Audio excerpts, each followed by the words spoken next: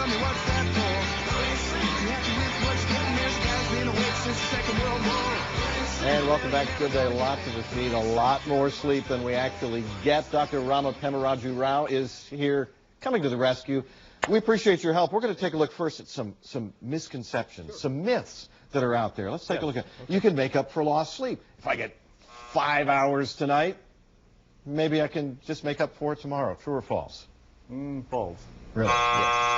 You want to be able to have a balance in your sleep. You want to be able to have regularity. Right. So losing sleep and thinking that you can make it up actually makes you more tired, more fatigued, because the body, you can't trade off sleep in order to feel rested over the next several days. Then you get into kind of the endless cycle. Okay, teenagers, got one, who fall asleep in class. They fall asleep all the time. They have bad habits, or they're just plain lazy. True or false? False. They're not lazy.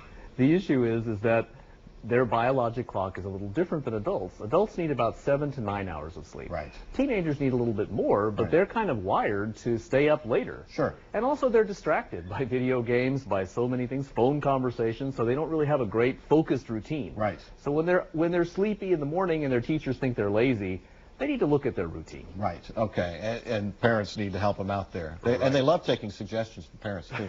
Obesity, diabetes, depression, high blood pressure, not related to sleep loss. Once again, hit the buzzer. Not true. All those health effects, bad health things can happen to us if we don't get enough sleep. Yes, sleep. More and more studies are showing that reduced sleep is a root of a lot of diseases. Right. Because growth hormone can be reduced, insulin resistance goes up, and so you have more obesity, diabetes. In fact, your blood pressure can be elevated, and that can contribute to cardiovascular disease. Okay, well, let's give folks some tips then. Let's talk about some of the good things that we can do, and one of them is relax, and that's very hard for people to do in a lot of cases. That's very hard. Your mind is buzzing, your senses are outgoing.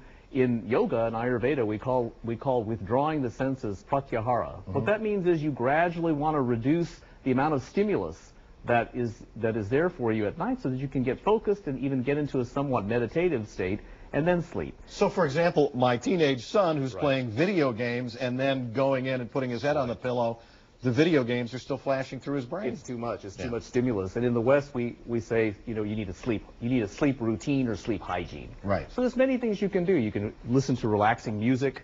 That'll put you into a relaxed state and gradually get you into more of a more focused way to relax. Right. Right. And so the counting sheep myth, you don't want to be sitting there doing things that require your brain to do work. That's right. Okay. And believe it or not, now the olfactory bulbs, or our sense of smell, also responds to a relaxed state.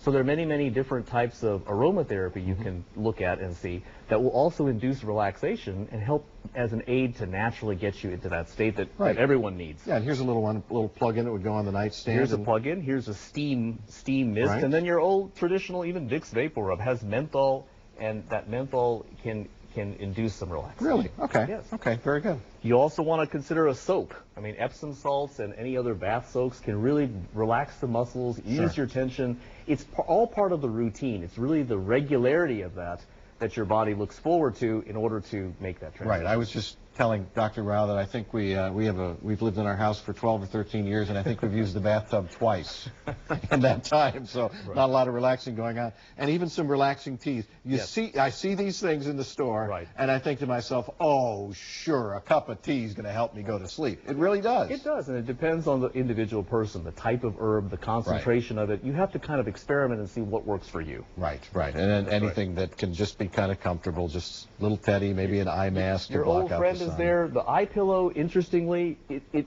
actually allows you to go more inward and have a more inward focus, and with that you can get some Z's. You bet. Close out some things out there. More sleep myths, more good answers. Thank you as always, Dr. Rao. Thank you very much. Go to myfoxcfw.com. Still to come on Good Day, Chef Stephen Piles with a new menu at a restaurant.